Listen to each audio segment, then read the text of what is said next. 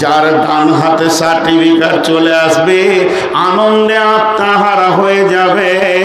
ওয়ায়ানকালাবু ইলা আহলিহি মাসরুরা, গোটা হাসরের ময়দানে লাফাবে, আনন্দ করবে, হাসবে, খেলবে, আর আত্মীয়দেরকে দেখাবে আর বলবে আমি কামিয়াব, আমি কামিয়াব, আমি সফল কাম, আমি সফল কাম। আমার চিন্তা নাই, আমার রব আমাকে ডান হাতে সার্টিফিকেট দিয়েছে, আমি ক্ষমা পেয়ে গেছে। এর থেকে আনন্দের জোয়ার আর বইবে না।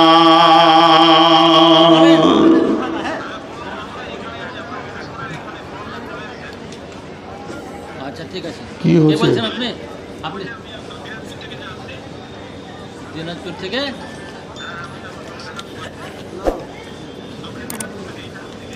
জি, কে এসে বলছেন? আপনারা একটু ধ্যানের সঙ্গে শোনেন, আমার কথাটা বুঝতে পারছেন? সে আনন্দ করবে, আনন্দ, এত আনন্দ করবে যে আনন্দে আত্মহারা হয়ে যাবে। রব্বুল আলামিন বলেন ওয়া আম্মা মান উতিয়া কিতাবাহু ওয়ারা জাহরিহি ফাসাওফা ইয়াদউ সুবুরা ওয়া ইয়াসলা সাঈরা। সেটা কেমন দুঃখের দিন যাদেরকে আল্লাহ বাম হাতে অন্ধকারের ভিতরে পেছন দিকে রিজাল দেবে জাহান্নামের। যখনই দেখে নেবে আমি জাহান্নামী হয়ে গেছি, আমি সফলতা পাইনি, অসফল হয়ে গেছি, তখন সে ডাকবে কাকে? না মতকে। বলবে মত আয়, মত আয়। কেন সে মতকে ডাকবে? তার একটাই কারণ, তার বিবেক বলবে আমাকে মত পৃথিবী থেকে নিয়ে চলে এসেছিল, বাড়ি ঘর জমি জায়গা ছেলে মেয়ে সবকে ছেড়ে আমি চলে গেছিলাম। এখন যদি হাসরের মাঠে মত একবার আসে তাহলে জাহান্নাম আর দোজখ থেকে আমি অন্য জায়গায় স্থানান্তরিত হয়ে যাব। এরই জন্যে সে বলবে মত আয়। কিন্তু আমার আল্লাহ বলছেন ওয়াইয়াসিলা সাঈরা, মতকে ডেকে লাভ হবে না, তোর ঠিকানা হবে জাহান্নামে।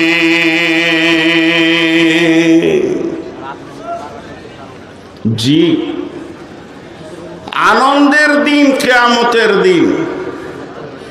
আমার ডান হাতে সার্টিফিকেট আসবে, আমি গোটা আত্মীয় স্বজন যত আমার ভালোবাসা প্রিয়জন আছে তাদের কাছে আমি বলবো আমি কামিয়াব, আমি কামিয়াব, আমি সফল কাম। কিয়ামতের মাঠে আর কি আছে? একটা জিনিস খুব সুস্থ মস্তিষ্কে ভাবেন, আমরা সবাই ভাবি যেদিন কিয়ামত হবে দ্বিতীয় সুর ফুঁকা হবে। প্রথম সুরে পৃথিবী ধ্বংস হয়ে সব মাটি চাপা পড়ে যাবে, আর যখন দ্বিতীয় সুর ফুঁকা হবে তখন কবর থেকে সব উঠবে, সব উঠবে, সব দল দল উঠবে। এই যে দ্বিতীয় সুরে দল দল উঠবে, তারপরে হিসাব শুরু হবে। সুর কিন্তু একটা নয়, সুর দুটা। আল্লাহ কোরআনে বলেছেন অনুফিকা ফিস সুরি ফাসাইকা মান ফিস সামাওয়াতি ওয়া মান ফিল আরদি ইল্লা মান শা আল্লাহ সুম্মা নুফিকা ফিহি উখরা। একটা হলো প্রথম সুর আর একটা হলো দ্বিতীয় সুর। প্রথম সুরে ভূমণ্ডল, ভূপৃষ্ঠ আর সৌরজগৎ, ভৌত জগৎ সব কিছু ভেঙে একটা রুটির ময়দানের মতো হয়ে যাবে, রুটির খোলার মতো। আর বেশি কিছু বলতে গেলাম না, আয়াত পড়লাম না। গাছপালা, জমি জায়গা, পাহাড় পর্বত, নদী খাল বিল জলাশয় যা কিছু আছে একটা চাটিয়াল ময়দান রুটির খোলার মতো হয়ে যাবে। যখনই দ্বিতীয় সুর ফুঁকা হবে তখন লোক উঠবে। এই ওঠার পরে কি প্রয়োজন? প্রথম প্রয়োজনটা কি? প্রথম প্রয়োজনটা কি? ভাই আপনারা চারজন হাত দুটো ধরে বলছি চেয়ার নিয়ে দিকে যান, পেছনের নিচে লোক বসে আছে, যান চেয়ারই নিয়ে যান, দুটো চেয়ার প্রয়োজন হলে নিয়ে যান। এই তুমি সরো তো, পাঠান পাড়া বুক নিয়ে বসছে, একবার ওর মুখে রাখবো তো। তো দ্বিতীয় সুর, প্রথম প্রয়োজনটা আপনাদের কি মনে হয়?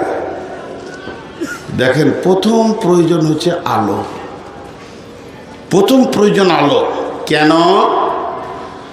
যেদিন প্রথম সুর ভাঙা হবে সেদিন সূর্য ভেঙে যাবে, পড়ে যাবে, চন্দ্র থাকবে না, তারা থাকবে না, আসমান সমস্ত চুরমার হয়ে পড়ে যাবে। যেসব উপকরণ দিয়ে আমরা আলো পাই, আলোগুলি একটাও থাকবে না। থাকবে না আপনার জেনারেটর, থাকবে না আপনার বিদ্যুৎ প্রকল্প, থাকবে না পাওয়ার হাউস, যত রকম আছে, যে উপকরণ দিয়ে আমরা আলো পাই, আলো বলতে কিছুই থাকবে না। এমনকি মোমবাতি থাকবে না, দেশলাই থাকবে না, শেষ পর্যন্ত একটি জোনাকি পোকাও থাকবে না। এতগুলো যদি না থাকে তো পৃথিবীটা কেমন হবে? অন্ধকার। পৃথিবীটা কেমন হবে? অন্ধকার। জি, এবার প্রথম প্রয়োজন কি? আলো। তাই আমার আল্লাহ বলছেন, ওয়া আশরাকাতিল আরদু বিনূরি রাব্বিহা ওয়া আশরাকাতিল আরদু বিনূরি রাব্বিহা ওয়া উজিয়াল কিতাব ওয়া জিআ বিন নাবিয়িনা ওয়াশ শুহাদাই ওয়া কুদিয়া বাইনাহুম বিল হাক্কি ওয়া হুম লা ইউযলামুন।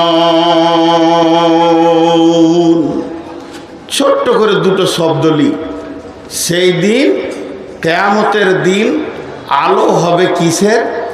আল্লাহর আলোতে আলোকিত হবে কিয়ামতের দিনটা। আল্লাহর আলো বলতে কি বুঝছেন? আল্লাহ তো নূরের তৈরি, তো আল্লাহ নূরের তৈরি, তা আল্লাহর বডির আলো? জি না, আস্তাগফিরুল্লাহ। আল্লাহ আল্লাহই, আল্লাহর আলো। তার মানে এইটা আমার লাইট, এটা হেড মৌলানার লাইট, ওটা আরেকজনের লাইট।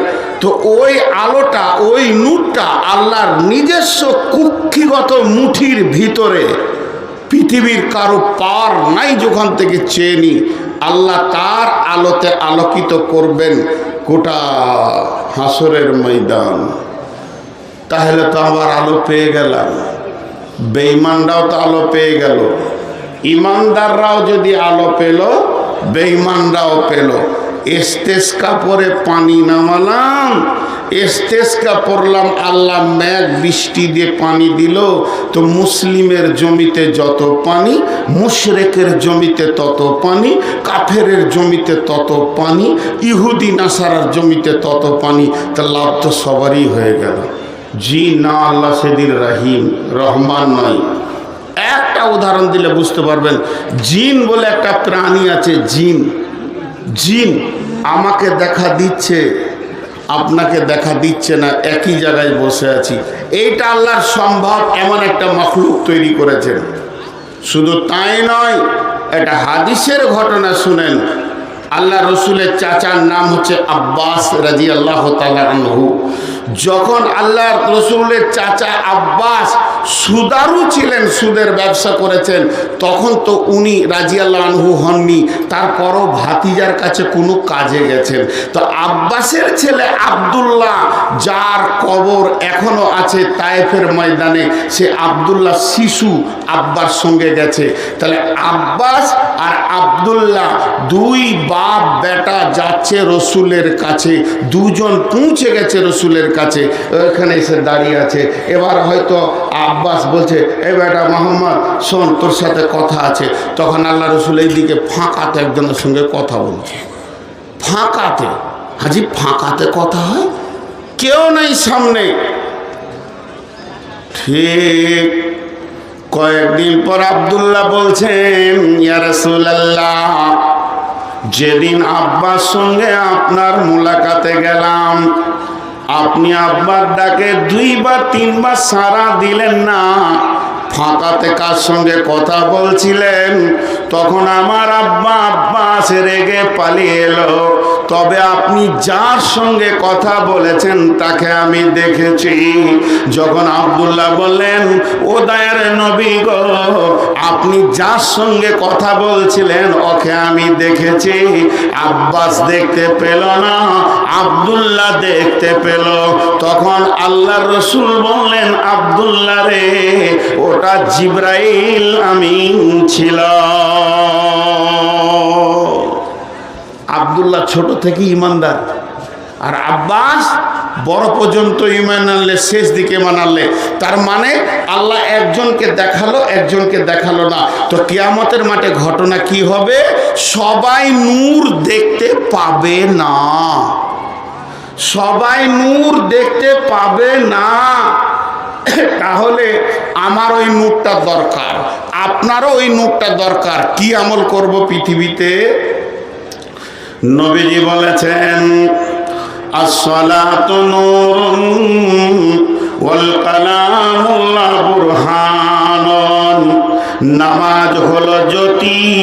যে লোকটা পৃথিবীর বুকে নামাজ আদায় করেছে, সে দুনিয়াতে সে কবরে নূর পাবে, কিয়ামতে নূর পাবে, ফুলসেরাতেও নূর পাবে। আল্লাহ তাবারাক ওয়া তাআলা সূরা হাদীদের ভিতরে বলছেন, সেই লোকটা ফুলসেরাতেও নূর পাবে।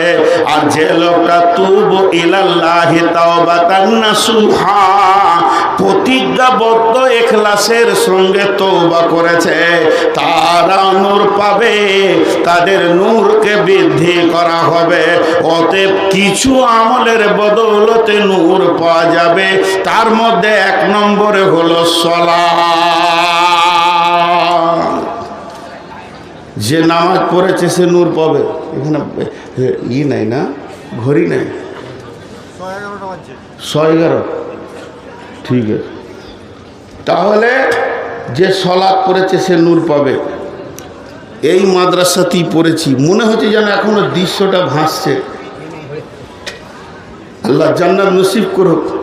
মৌলানা খায়রুল আনাম সাহেব পড়াচ্ছিলেন, কিভাবে তিনার দাঁতের ঝিলিকটা আল্লাহর কসম এখন আমি চোখে দেখতে পেয়েছি। আমি তার ছাত্র। তিনি নূরের কথা বলছিলেন, বলতে বলতে বলছে, জানো হযরত আবু হুরায়রা উজু করছেন, উজু করতে করতে পানিটা এই পর্যন্ত টানার কথা আছে কোরআনে, ফাগসিলু উজুহাকুম ও আইদিয়াকুম ইলাল মারাফিকি ওয়ামসাউ বিরুউসিকুম ওয়া আরজুলুকুম ইলাল কাবাইন। চারটা হলো উজুর ফরজ। তা আবু হুরায়রা এমনি করে পানিটা টানতে টানতে এই দিকে একটু বেশি করে লাগাইছে। নরমপন্থী মানুষ। আবু হুরায়রার মতো নরম সাহাবীদের মধ্যে খুব কমই ছিল। ও যত নরম, উমার অত গরম। ও আবার হিট মাল। ই যত নরম তত গরম। আমি একটা উদাহরণ দিই, দাঁত যত শক্ত, জীব তত নরম থাকে পাশে পাশে সারা জীবন। মহব্বত কত। তো ওদের ঠিক ওইভাবে জিন্দেগি কেটেছে। যেই এই পর্যন্ত পানিটা টেনেছে, তো আমাকে আমার ওস্তাদ দেখিয়েছিলেন, এইভাবে ধরেছে। হজে তোমার, তুই বেশি বুঝিস, তুই বেশি বুঝিস, পানিটা বেশি টানছিস কেন? এই পর্যন্ত কোরআনে আছে। তোমার গর্দনটা ধরিয়ে আছে, ওই অবস্থায় রসুলের কাছে নিয়ে আছে। আর ও বিচারা নরম মানুষ, চুপচাপ যেছে, যে বেশি বকবো তো থাপ্পড় লাগিয়ে দেবার হুঁশি তো এরকম আছে। তো গিয়ে পৌঁছালো রসুলের কাছে। রসুল বলছে, এই ওর গর্দনটা ছাড়ো। বলছে, ভেজাল তাকে মারেন, ওর গর্দন ছাড়বো। ও এই পর্যন্ত পানিটা। আবু হুরায়রা কি ব্যাপার? বলি, ইয়া রাসূলুল্লাহ। হযরত ওমর বলছেন, ইয়া রাসূলুল্লাহ, উজুর পানি কত দূর নিয়ে যেতে হবে? বলছে, কোন পর্যন্ত। ফাগসিলু উজুহাকুম ওয়া আইদিয়াকুম ইলাল মারাফিকি, কোনায় পর্যন্ত। আবু হুরায়রা, তুমি কি বলতে চাও? নবীজিকে আবু হুরায়রা বলছেন, ও দয়ার নবী গো, আপনি বলেছেন, আল্লাহর কালাম পাক বলেছে যে কোনই পর্যন্ত টানলে উজু হয়ে যাবে।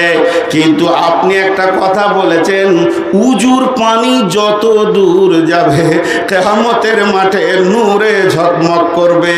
তো আমি আবু হুরায়রা, উজুর ঈমান আকীদা এই পর্যন্তই আছে, কিন্তু কিন্তু নূরটা একটা বেশি নিব, এই জন্যে আর এক টাকায় ওপরে বেশি করে পানিটা মুলে নিচ্ছি, যাতে করে আমার হাসরের ময়দানে নূরের জ্যোতিটা বেশি বেড়ে যায়। ইয়াসআ নূরুহুম বাইনা আইদিহিম ওয়া বিআইমানিহিম ইয়াকুলুনা আতমিম আলাইনা নূরানা ওয়াগফির লানা ইন্নাকা আলা কুল্লি শাইইন কাদির। হে আল্লাহ, তুমি আমার নূরের তাজাল্লিটা আরো বাড়াও, আরো বাড়াও। দিয়েছো তো কি আমার মাঠে, কিন্তু আরো বাড়াও। এই নূর কত দামি জিনিস। জি ভাই, কথা বলতে এরা তো বসবি না, এদের লজ্জা শরম হায়া বিক্রি করে এখানে এসেছে এরা। কতবার বললাম, আর এখান থেকে চেয়ার সরালাম তো উঠে এসে আবার গেঁট দিয়ে বসলো যে তুই সরাবি আর কত।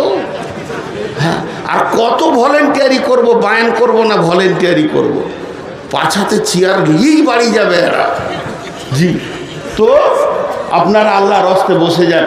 তো নূর, শুধু নূরকে নিয়ে কথা বললে 2 ঘন্টা বলা হবে, এত কোরআনের আয়াত আছে।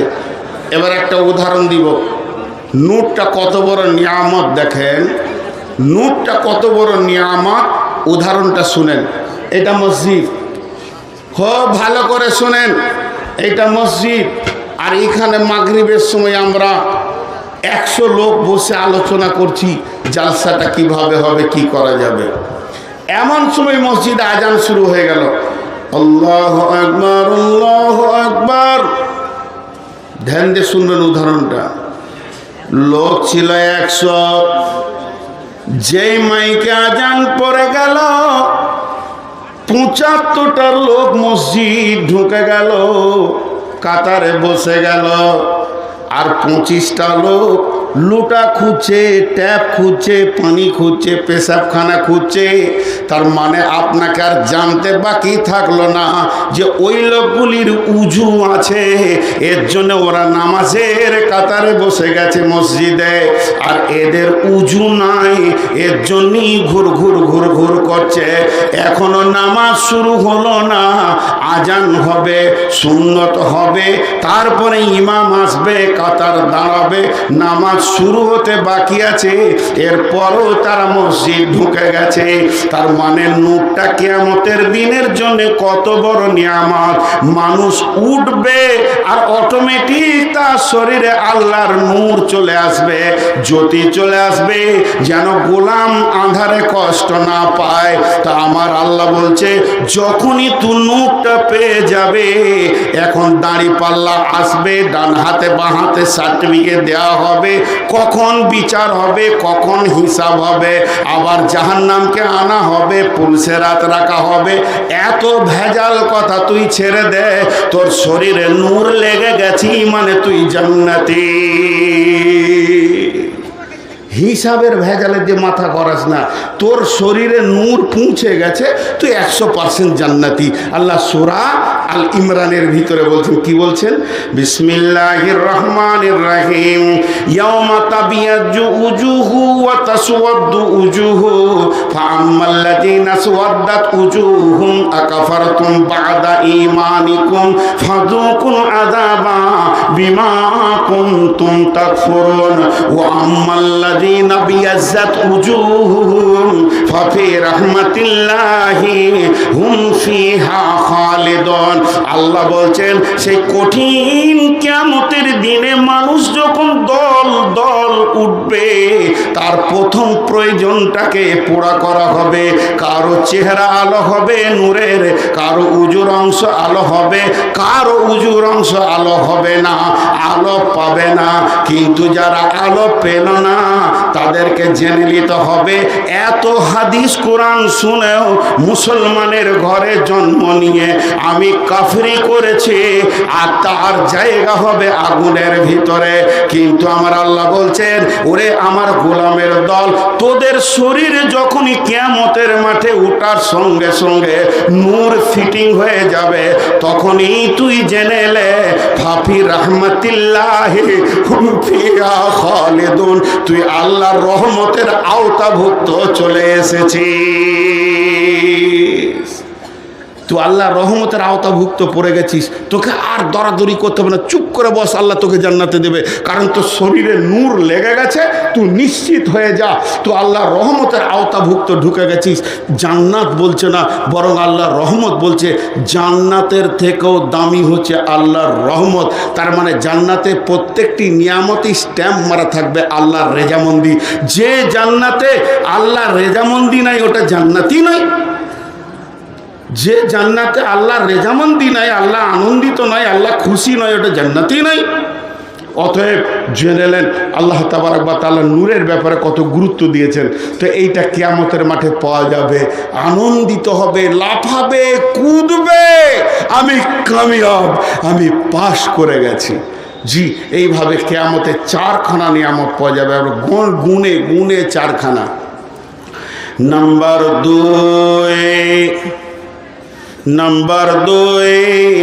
ইন্না আ'তাইনাকাল কাউসার। আল্লাহ তাবারক ওয়া তাআলা হাজে কাউসারের মালিক, আল্লাহ তাবারক ওয়া তাআলা হাজে কাউসারকে বানানে ওয়ালা। একটা তাফসীরে এসেছে যে পানিটা আমরা জমজম বলে কাবা গৃহের সামনে পান করছি, এটাকেই আল্লাহ যেদিন কিয়ামত শুরু হবে সেই দিন হাজে কাউসারে পরিণত করে দেবেন। আর এটা ছোটখাটো হাওয়াজ থাকবে না, বিশাল বড় হাওয়াজ থাকবে। চারিদিকে ফেরেশতা দিয়ে সিকিউরিটি দেয়া থাকবে, আর একটা দিকে কাউন্টিং হবে, আল্লাহর নবী পান করাবে। এখন তো মোবাইলে কি হচ্ছে গো, পাসপোর্ট হচ্ছে, পাসপোর্ট মোবাইলে এমনি করে মেরে দেন, ফর্ম ফিল আপ ডিআই বসে আছে। আগেকার যুগে পাসপোর্ট কি করে হতো জানেন? হাতে লিখতে হতো। আমার বাড়ি বর্ধমান, কলকাতাতে একদিন আগে গিয়েছি, সেই যুগে আমি পাসপোর্ট করেছি। কলকাতা একদিন আগে গিয়ে লম্বা লাইনে দাঁড়িয়ে আছি, এমনি করে দালালরা বলছে আমাদের লাইন দিয়ে আছে ভোরবেলা থেকে, দিবি 500 টাকা। সেই যুগের 500 টাকা দিয়ে লাইনটা আগে হলো। কোনো রকম জানটাকে নিয়ে খুশিতে জানলার কাছে গেলাম, দুদিকে পুলিশ দাঁড়িয়ে আছে। দিয়ে 1 নম্বর পাতা, 2টা পাতা, 3টে পাতা, পরপর 5টা পাতা ও দেখবে। 2 নম্বর পাতা থেকে বলছে দন্ত নয় রিসুট বেঁকা কেন, ফেরত দিয়ে দিলে। আমি বলছি জি আর একটা লিখে দিয়েছে, চলবে না। খালি একবার বলেছে চলবে না, তো দুদিকে পুলিশ টেনে বলছে এই হাঁট। বুঝলে না যে ছেলেটা কাল থেকে পড়ে আছে, আর 500 টাকা দিয়ে তারপরে লাইনে এসেছে। ওদের সেটা বোঝ নেই, তেরিয়ে দিলে। তেমনি বন্ধুরা আমার, যেখানে হাজে কাউসারে পানি কানা হবে, ওখানে জান্নাতের ফেরেশতা দাঁড়িয়ে থাকবে, জাহান্নামের ফেরেশতা দাঁড়িয়ে থাকবে। বিশ্ব নবীর কাছে আমি নূর মোহাম্মদ যখন পানির জন্য যাব, আল্লাহর নবী মুচকে হেসে আনন্দ চিত্তে বলবে, উম্মতে রে, আমি তোমার জন্য আমার রবের কাছ থেকে যেটা আমি হাদিয়া পেয়েছি, আমি যেটা উপঢৌকন পেয়েছি, আজকের দিন আমাকে আল্লাহ সম্মানী করেছেন, হাজে কাউসারের মালিকানা দিয়েছে। উম্মত, তুমি পান করবে না তাকে করবে। আমাকে পান করালো, কিন্তু আমি আবার যদি বেঈমান হয়ে যাই, আমার শরীরে যদি রসুলের সুন্নত না থাকে, আমার খাওয়াতে, উঠাতে, বসাতে, চলাতে, ফিরাতে, পেশাবে, পায়খানায় পান করা, চা করা, বিস্কুট খাওয়া, এর ভিতরে যদি সুন্নতে রসুলের বহির্ভূত হয়ে যায়, তা আল্লাহর নবী একবার নয়, এটা হাদিসটা মুসলিম শরীফে 2 থেকে 3 বার এসেছে। সোহকান সোহকান লেমান গাইয়েরা মিন দিনি, সোহকান সোহকান লেমান বাদ্দালা মিন দিনি। মার্কাজের মাটিতে বসে বায়ান করছি, আল্লাহ জান্নাত নসিব করুক। এই হাদিসটা পড়েছি মৌলানা একরামুলের কাছ থেকে, হাফেজ ইউসুফের আব্বার কাছ থেকে। সহকান সহকান লেমান বাদ্দালা মিন দিনি, তুমি আমার দিনের পরিবর্তন করেছো, তুমি আমার দিনকে চেঞ্জ করেছো। আমি নবী মোহাম্মদকে ড্রেসিং টেবিলে লাও, আর তোমার চেহারাটা লাও, দেখো মিলছে কি মিলছে না। মিলছে না, ভাগ, তুই, তোকে পানি দিব না। রসুল জীবনে কোনো দিন চিল্লিয়ে কথা বলেননি, ওই দিন বলবে তুই ভাগ, তুই আমার সামনে থেকে যা। তা আপনি যদি কাঁচুমুচু করে মনে করেন যে একটুকু যদি পাই, কাঁচুমুচু করার উপায় নাই, জাহান্নামের ফেরেশতা খাপ্পা দিয়ে ধরবে বুকে, ভাগ। পৃথিবীতে দাদাগিরি করেছিলি, চোপা ভেঙে দিব, চল এখান থেকে। রসুল বলে দিয়েছে তুই পানি পাবি না, আর তোকে কাউন্টার আগাতে দেওয়া হবে না। আর রসুল পানি খাওয়াবে, জান্নাতের ফেরেশতা স্যালুট দেবে, আহলান সাহলান, চলেন আপনাকে আপনার জায়গায় পৌঁছিয়ে দিই। তো ভাইরা আমার, কিয়ামতের মাঠের আনন্দ হলো হজে কাউসারের পানি। প্রথমটা বললাম নূর, দ্বিতীয় বললাম হজে কাউসারের পানি। এখন একবার আপনাদের কাছে একটা কথা জানতে চাইছি, একবার মুখটা খুলেন, একটু উঁচু আওয়াজে বলেন, একটু বলেন, সবাই বলেন, একটু শব্দ খরচা করেন। ইহুদিদেরকে কে কে ভালোবাসেন? বলেন, ইহুদিদেরকে কে কে ভালোবাসেন? আজকে ইসরায়েল ফিলিস্তিনকে শেষ করে দিল। জি, ইহুদিদেরকে কে কে ভালোবাসেন? সেই ইসরায়েলকে কে কে ভালোবাসেন? একজনও হাত তুলতে পারলেন না। কেন? তারা রসুলের জানি দুশ্মন, তারা রসুলের জানি দুশ্মন। একমাত্র ইহুদিরাই রসুলের লাশ চুরি করতে গিয়েছিল সুড়ঙ্গ পথে, পারেনি, আল্লাহ হেফাজত করেছে। আজকে এই পৃথিবীর বুকে হিন্দু, বজরং, বিজেপি, শিবসেনা যা দেখছেন, সব থেকে বড় ইসলামের দুশ্মন হলো ইহুদি। আর এই চারিদিকে নাড়া করে মাথার মাঝে চুল, এটা ইহুদিদের দেওয়া। তাহলে আপনি নবী মুহাম্মদের উম্মত হয়ে ইহুদিকে মাথায় রেখেছেন, কিয়ামতের মাঠে পানি পাবেন কিনা এটা আপনি নিজের খাতায় অঙ্ক করে নেন। এটা আমার করা নয়, এটা আমার করা নয়। রসুলকে ভালোবাসতে হবে, তবেই কিয়ামতের মাঠে পানি পাবেন। গত দুদিন আগে আমি বলছিলাম যে হিন্দু ভাইরা রামকে জায়গা দিতে পারলে না। এত পৃথিবীতে হিন্দু থাকতে রামকে তারা আর জায়গা দিতে পেরে না। শেষকালে মুসলমানদের মসজিদেই সে ঢুকলো। হ্যাঁ, রাম আগে ঢুকে যাবে, তোরা ঢুকে পর দে, নামাজ ধর, দিলে কাজ হয়ে যাবে। তার জানটা শান্তি হলো মসজিদে এসে। মসজিদ হলো শান্তির জায়গা। এখান থেকে প্রমাণ হচ্ছে যে তাদের দেবতা তাদের মন্দিরে শান্তি পেল না, শেষকালে কোথায় জায়গা নিল? মসজিদে। কিন্তু মুসলমানদের ভিতর থেকে শান্তি বেরিয়ে চলে গেছে। ইসলামকে প্রাসাদ বলা হয়েছে। লম্বা হয়ে যাবে কথা, আমি শর্ট করে বলতে চাইছি। এবার বলেন, যাদের মাথার চুল এরকম আছে তারা রসুলকে মানেন না ইহুদি মানেন? একটা ছেলের নাম খুরাইম, ছেলেটা মদিনার। আল্লাহর নবী মসজিদে বসে বসে আলোচনা করছে, ওই টলার ওই ছেলেটা ভালো, ওই টেলার ওই ছেলেটা ভালো, ওই পাড়ার ওই ছেলেটা ভালো, বিহার পাড়ার ওই ছেলেটা ভালো, পাইকার পাড়ার ওই ছেলেটা ভালো, আর এলিজাবাদের ওই ছেলেটা ভালো। এই ভালো যতগুলো লিস্টে বলেছেন, তার মধ্যে খোরাইমের নামটা নিয়েছে। নির্মার রাজুল খোরাইমান। এই মদিনার বুকে যত যুবক আছে, এই যুবকের ভিতরে একটা যুবক আছে যার নাম হলো খোরাইম। এর মতো ভালো যুবক আর নাই। তবে ওর দুটি জিনিস খুব খারাপ, ওর দুটি জিনিস খুব খারাপ। টাকনুর নিচে কাপড় পরে আর লম্বা লম্বা মাস্তানি চুল রেখে ঘুরে বেড়ায়। ভাই পেছন থেকে চিল্লাইছে বসতে বলছি, কিন্তু আপনারা বসছেন না। কি করবেন বলেন?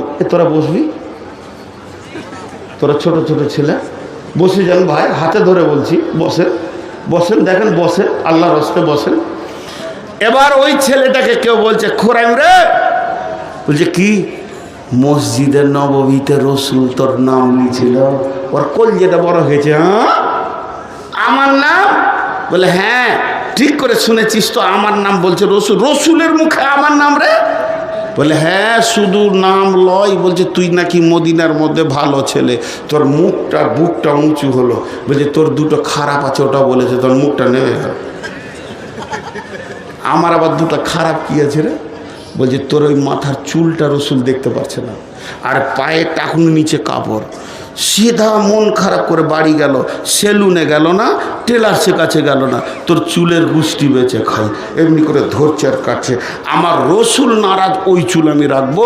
তোর কাপড় পায়জামাকে ফেড়ে ছিঁড়ে কেটে চাকু দিয়ে ছুঁড়ে ফেলে দিলে আমার রসুল নারাজ, ওই চুল আমি রাখবো, ওই পায়জামা আমি রাখবো। এখন বলবো টাকনুর নিচের কাপড়টা রসুল ভালোবাসেননি, কজনা কালকে কাটবেন। আর ওই চুলটা ইহুদিদের চুলটা, এর জন্য হাজে কাউসারে পানি আটকে যাবে।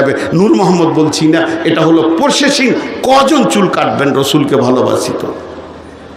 জি, দুইখানা বললাম।